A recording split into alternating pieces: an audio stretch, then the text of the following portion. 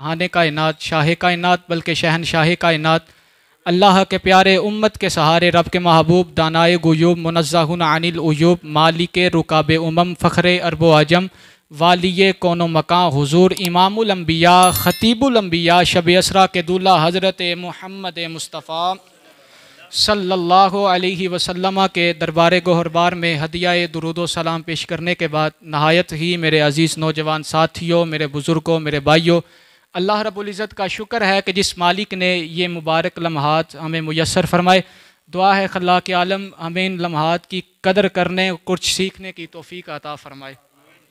مختصر سی حاضری ہے، بس ایک دو باتیں بس کرنی ہیں۔ دعا ہے اللہ پاک میری زبان پر کلمہ حق جاری فرمائے۔ ایک روایت سے گفتگو کا آغاز کرتا ہوں، آپ نے سن رکھی ہے، ہو سکتا ہے ہزاروں مرتبہ سنی ہو، لیکن اس میں ایک جو نکتہ ہے وہ صرف عرض کرنا چاہتا ہوں۔ ایک مرتبہ حضور علیہ السلام نے شہد کی مکھی سے پوچھا کہ شہد کی مکھی بتا تو صحیح تو اپنا شہد جو ہے وہ کس طرح بناتی ہے۔ اچھا، شہد کی مکھی نے، جانتے ہیں آپ، اس نے عرض کیا تھا، مفہوم ہے، عرض کرنے لگی حضور میں مختلف پھلوں کا رس چوستی ہوں اور پھر آ کر اپنے چھتے پر بیٹھ جاتی ہوں، حضور وہ چوسا ہوا رس وہاں نگلتی ہوں، اللہ شہد بنا دیتا ہے۔ حضور علیہ السلام، اچھا میرے نبی وہ ہیں کہ جن کو اللہ رب العزت نے کائنات میں جو ہو گیا، جو ہونا ہے، ہر چیز کا علم عطا فرمایا ہوا ہے۔ کائنات میں جتنی مخلوقات ہیں، چاہے وہ انسان ہیں، چاہے فرشتے ہیں، چاہے وہ چرند پرند، جتنی مخلوقات ہے، اللہ کی عزت کی قسم میرے محبوب کو اللہ نے سب کی بولیاں سکھائی ہوئی ہیں۔ اسی وجہ سے تو باتیں کر رہے ہیں نا، جانوروں کو کوئی حاجت پیش ہوتی ہے تو پھر بھی حضور کی بارگاہ میں آتے ہیں، انسانوں کو ہوتی ہے پھر بھی حضور کی بارگاہ میں آتے ہیں۔ وجہ یہ ہے ان کو پتا ہے کائنات میں جس کو جو ملا ہے اس کملی والے کے قدموں کے صدقے سے ملا ہوا ہے، جس کو جو ملا حضور کے صدقے سے ملا، جس نے جو پایا حضور کے در سے پایا۔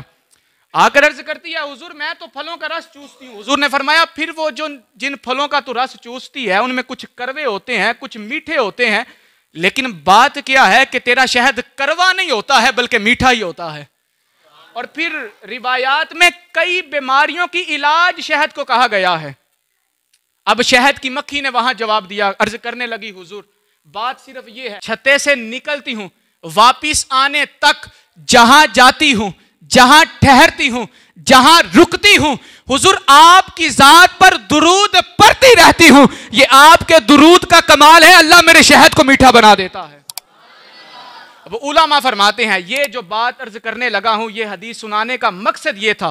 علماء فرماتے ہیں لوگوں عبادتیں ہماری کامل نہیں ہیں، ہم عبادتیں کرنے کا جیسا حق ہے کر نہیں سکتے ہیں، عبادتیں ہم مکمل طور پر ادا نہیں کر سکتے ہیں، لیکن ایک کام تم کرنا، جب عبادت کرنے لگو تم نبی کا وسیلہ دے دینا، نبی کی ذات پر درود پڑھ لینا، اللہ تمہاری ناقص عبادتوں کو بھی اپنی بارگاہ میں قبول و منظور فرما لے گا۔ اسی وجہ سے تو حضرت عمر رضی اللہ تعالیٰ عنہ نے فرمایا تھا کہ دعا زمین اور آسمان کے درمیان جا کر لٹک جاتی ہے، ٹھہر جاتی ہے، کوئی بھی چیز اوپر کو نہیں جاتی ہے۔ مطلب کیا ہے؟ یعنی دعا قبول نہیں ہوتی ہے۔ پوچھا حضرت پھر دعا قبول کس طرح ہوتی ہے؟ فرمایا پھر تم نبی کی ذات پر درود پڑھنا شروع کر دو، درود پڑھ کے اللہ سے جو مانگو گے اللہ دعا قبول فرما دے گا، جو مانگو گے اللہ عطا فرما دے گا۔ تو اس وجہ سے لوگ پوچھتے رہتے ہیں وظیفہ بتائیں جی، کچھ وظیفہ بتا دیں، ہم وظیفہ کرنا چاہتے ہیں۔ آپ درود پڑھنا شروع کر دیں، اللہ تمہاری مشکلوں کو آسان فرمانا شروع کر دے گا۔ تو اللہ ہمیں کثرت کے ساتھ درود و سلام پڑھنے کی توفیق عطا فرمائے۔ اللہ رب العزت نے ارشاد فرمایا 21ویں پارے میں، ان الصلاۃ تنہا عن الفحشاء والمنکر، کہ بے شک نماز بے حیائی اور برے کاموں سے روکتی ہے۔ نماز بے حیائی اور برے کاموں سے، بولیں ذرا، بے حیائی اور برے کاموں سے۔ حضرت یہ ایک بندہ ہے، نمازیں بھی پڑھتا ہے، تہجد بھی پڑھتا ہے، تسبیح و تحلیل بھی کرتا ہے، لیکن جب باہر جاتا ہے تو پھر جا کر اس کی عادتیں تو وہ بری کی بری رہتی ہے۔ لیکن آپ کہتے ہیں نماز بے حیائی اور برے کاموں سے روکتی ہے۔ تو آئیے، قرآن نے اس بات کا واضح اعلان کیا ہے کہ نماز جو ہے وہ بے حیائی اور برے کاموں سے روکتی ہے، لیکن کون سی نماز؟ جس کو صحیح طریقے سے ادا کیا جائے، جس نماز کو جیسا پڑھنے کا حق ہے ویسا پڑھا جائے، تو پھر نماز بے حیائی سے بھی روکتی ہے اور برے کاموں سے بھی روکتی ہے. آپ ہر بندہ اپنی طرف غور کرے, کسی کی طرف جانے کی ضرورت ہی نہیں ہے. میاں صاحب نے بھی فرمایا تھا, برا بندہ میں لبن ٹڑیا, برا لبا نہ کوئی, جد میں اندر چاہتی بھائی میں تو برا نہ کوئی. ہر بندہ دوسرے پر تنقیدیں تو بہت کرتا ہے, کبھی اپنی ذات کی طرف بھی تو دیکھے نا. نماز گھر سے پڑھنے آتے ہیں, نماز پڑھنی ہے, گھر سے نکلے, ٹھنڈ ہے, سردی کا موسم ہے, ٹھنڈے پانی کے ساتھ وضو بھی کیا, لیکن جب آ کر نماز پڑھنے کے لیے اللہ اکبر کہتے ہیں, ہر بندہ سوچے کیا ہمارے دلوں میں کیا اس بات کا خیال ہوتا ہے کس بارگاہ کے سامنے کھڑا ہوں؟ صرف یہی خیال ہوتا ہے ابھی باہر جاؤں گا, یہ کام کروں گا, وہ کام کروں گا. کبھی ہم نے اس طرح نماز نہ پڑھی جس طرح پڑھنے کا حق تھا. توجہ ادھر رکھے ذرا, باتیں تھوڑی سی مشکل ہیں لیکن سمجھنے والی ہیں. باتیں تھوڑی مشکل ہیں لیکن ان پر جب عمل کریں گے نا, یقین مانے آپ کو نماز پڑھنے کا لطف آئے گا.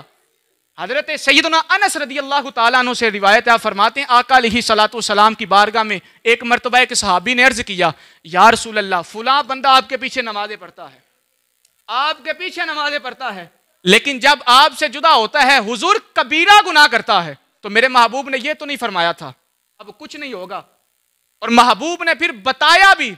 اور محبوب علیہ الصلوۃ والسلام نے ان الصلاۃ تنہی عن الفحشاء والمنکر, اس آیہ کریمہ کا عملی جامع ان صحابہ کو بنا کر دکھایا. فرمایا صحابہ تم دیکھنا ایک وقت آئے گا یہ نماز پڑھتا رہے, نماز پڑھتا رہے, ایک وقت آئے گا نماز کی برکت سے برے کاموں سے رک جائے گا. صحابہ فرماتے ہیں پھر ہم نے دیکھا وہی بندہ جو حضور کے پیچھے نمازیں پڑھا کرتا تھا, حضور علیہ الصلوۃ والسلام کے ساتھ نمازیں پڑھتا تھا, کبیرہ گناہ بھی کیا کرتا تھا, لیکن ایک وقت وہ آیا کہ جب اللہ نے اسے ایسی توفیق عطا فرمائی کہ وہ پہلے کبیرہ گناہ کرتا تھا, اب صغیرہ سے بھی بچا کرتا تھا. اللہ فرماتا ہے ان الصلاۃ تنہی عن الفحشاء والمنکر, نماز بے حیائی اور برے کاموں سے روکتی ہے. حضرت حسن بصری در منصور کے اندر روایت موجود ہے, آپ فرماتے ہیں کہ اگر بندے کو نماز برے کاموں سے نہ روکے تو اس بندے کو اپنی ذات کی طرف دیکھنا چاہیے, نماز صحیح طریقے سے ادا کر رہا ہوں یا نہیں کر رہا. اور اگر پھر بھی نہ رکے, اگر پھر بھی تسبیح و تحلیل اور صحیح طریقے کے ساتھ نماز نہ ادا کرے, اس کی تو نماز ہی کوئی نہیں ہے, اس کی تو کوئی نماز ہی نہیں ہے.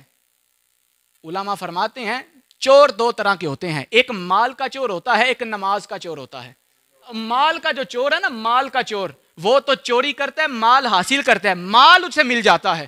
لیکن نماز کا چور اتنا بدترین ہے, اتنا سخت ہے نماز کا چور, نماز بھی پڑھنے آتا ہے, اللہ کو راضی بھی کرنے آتا ہے, لیکن الٹا گناہ اپنے نامہ یا مال میں لکھوا کر چلا جاتا ہے.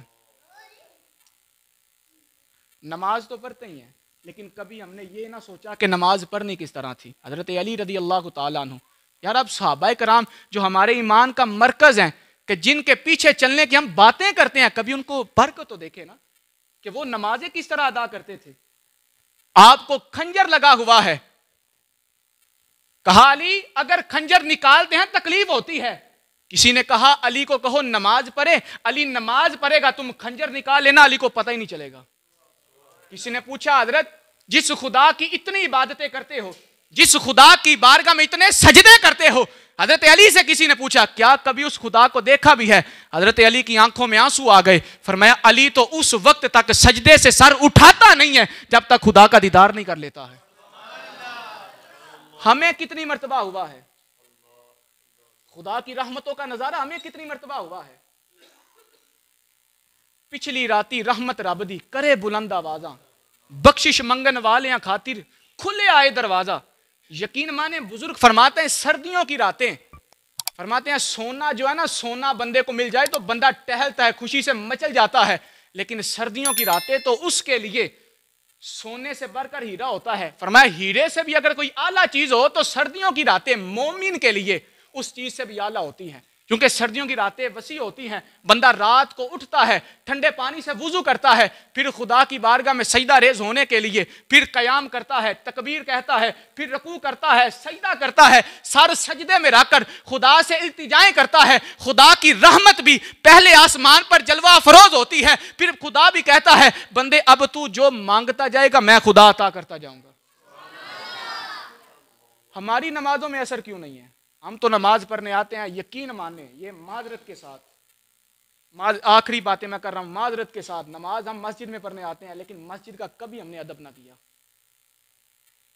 آپ ایمانداری سے بتائیں ہماری مساجد میں اتنی بلند آوازیں ہوتی ہیں یا نہیں ہوتی ہیں؟ مساجد کے اندر کہہ کے لگائے جاتے ہیں یا نہیں لگائے جاتے ہیں؟ ہماری مساجد کے اندر ایک دوسرے پر تان و تشنیع کی جاتی ہے یا نہیں کی جاتی ہے؟ اگر کی جاتی ہے تو پھر ایمانداری سے خود ہی فیصلہ کر لیجئے گا، نماز پڑھنے آئے تھے خدا کو راضی کرنے کے لیے، لیکن محبوب نے واضح اعلان کیا ہے لوگوں ایک دوسرے کی غیبتیں نہ کرنا، ایک دل کو نہ دکھانا۔ ہم تو مسجد میں خدا کو راضی کرنے آئے تھے لیکن الٹا مسلمانوں کو ناراض کر کے جا رہے ہیں۔ بتائیں خدا ہم سے راضی ہوگا یا ناراض ہوگا؟ یہ تو ہم نے سوچنا ہے نا جی۔ یار مسجد کا تو اتنا ادب ہے، علماء فرماتے ہیں مسجد کا جو کوڑا جو مسجد کا ہے اسے بھی کوڑے کی جگہ نہیں پھینکنا ہے بلکہ ادب کے ساتھ کسی اعلیٰ جگہ پر جا کر رکھنا ہے۔ مسجد کا کوڑا ہے۔ ہم نے آج تک کیا پڑھا، کیا سیکھا، کیسی نمازیں ادا کی ہیں؟ ہمیں تو تھوڑا سا ٹھنڈا پانی مل جائے تو ہمیں صبر نہیں ہوتا ہے۔ یہ میں بھی اپنی حالت پر غور کروں، آپ بھی غور کریں۔ آج دنیا کے اوپر رہتے ہوئے تھوڑی سی ٹھنڈ برداشت نہیں ہوتی ہے، آج دنیا پہ رہتے ہوئے ہمیں تھوڑی سی گرمی جو ہے وہ برداشت نہیں ہوتی ہے۔ کل قیامت کے دن جب نفسا نفسی کا عالم ہوگا، سورج بھی سوا نیزے پر ہوگا اور اپنی سیدھی حالت پر ہوگا اور پھر پسینہ بھی نکل رہا ہوگا، زمین بھی تانبے کی ہوگی، بتائیں اس وقت ہم کیا کر سکیں گے؟ وہاں جا کر اگر کامیاب ہونا ہے تو پھر اللہ کے نبی علیہ الصلوۃ والسلام نے اعلان فرمایا ہے کل قیامت کے دن بھی پہلا سوال نماز کا ہونا ہے۔ کل اس بندے کے سیدھے ہاتھ میں نامہ اعمال دیا جانا ہے جس نے نمازوں کی محافظت کی ہوگی۔ آخری بات سنیے گا، قیامت کے دن کئی وہ لوگ ہوں گے جن کے الٹے ہاتھ میں نامہ اعمال دیا جائے گا اور اللہ فرمائے گا پر اپنا نامہ اعمال۔ کئی وہ ہوں گے جن کے سیدھے ہاتھ میں نامہ اعمال دیا جائے گا، خوش نصیب وہ ہوگا، نورانی منبر اسے عطا کیا جائے گا، اللہ کی رحمتوں کے تجلیات کے مزے وہ بندہ کر رہا ہوگا جو دنیا میں رہتے ہوئے مسلمانوں کی بھی عزت و آبرو کی حفاظت کرنے والا ہوگا، نماز کی بھی حفاظت کرنے والا ہوگا اور دنیا میں رہتے ہوئے لوگوں کی پرواہ نہیں کرنے والا ہوگا بلکہ خدا کی رضا کی طلب کرنے والا ہوگا۔ تو اس وجہ سے آج اگر ہمیں موقع ملا ہے نا، زندگی کے سانسوں کی جو مالا ہے نا قیمتی جسے ہم سمجھتے ہیں یہ ٹوٹ سکتی ہے، لیکن آئے خدا کو راضی کریں، خدا کے محبوب علیہ الصلوۃ والسلام کو راضی کریں، اللہ کے نیک بندوں کے ساتھ اپنا لگاؤ جو ہے وہ اس قدر مضبوط کریں کہ کل قیامت کے دن جب پوچھا جائے کہ بندے بتا تو صحیح دنیا میں کس سے پیار کیا کرتا تھا، پھر وہ بندے کہیں مولا کیا پوچھتا ہے، ہم سے پیار کیا کرتا تھا، میرے محبوب سے پیار کیا کرتا تھا۔ آج دنیا میں رہنا ہے نا تو ابو بکر صدیق کی محبت بھی دل میں ڈالنی پڑے گی، نمازوں کی حفاظت بھی دل میں ڈالنی پڑے گی اور پھر 11ویں والے پیر غوث جلی کی بھی محبت دل میں ڈالنی پڑے گی، اور صرف غوث پاک سے صرف پیار ہی کفایت نہیں کرے گا۔ غوث پاک کو ماننا کمال نہیں ہے، غوث پاک کی ماننا کمال ہے۔ غوث جلی نے تو 40 سال کم و بیش عشاء کے وضو سے فجر کی نماز ادا کی، ہم نے 40 سال یقین مانے جن کی عمریں ہیں پتہ نہیں کتنی نمازیں چھوڑی ہوں گی۔ تو آئیں اللہ کی بارگاہ میں، آج موقع ہے، آج وقت ہے، سچی صدق کے دل سے توبہ کریں، دعا کریں مولا جو غلطیاں ہو گئیں، جو گناہ ہو گئے ہم تجھ سے معافی مانگتے ہیں، ہم تیری بارگاہ میں سچی توبہ کرتے ہیں۔ جن کی نمازیں قضا ہیں وہ اپنی زندگی کا حساب لگائیں، نمازیں ادا کرنی شروع کریں، نمازوں کی قضا کریں، پھر مولا کی بارگاہ میں دعا کریں۔ یقین مانے ہاتھ اٹھنے کی دیر ہوگی، وہ تو بارگاہ اتنی بڑی ہے کہ بندہ اگر اس بارگاہ کا ہو جائے ابھی ہاتھ اٹھاتا نہیں ہے، ہاتھ پورے اٹھتے نہیں ہے، زبان پر کوئی بات آتی نہیں ہے، اللہ پہلے ہی اسے عطا فرما دیتا ہے۔ اللہ کی بارگاہ میں دعا ہے خلاق عالم ہمیں جس طرح نماز پڑھنے کا حق ہے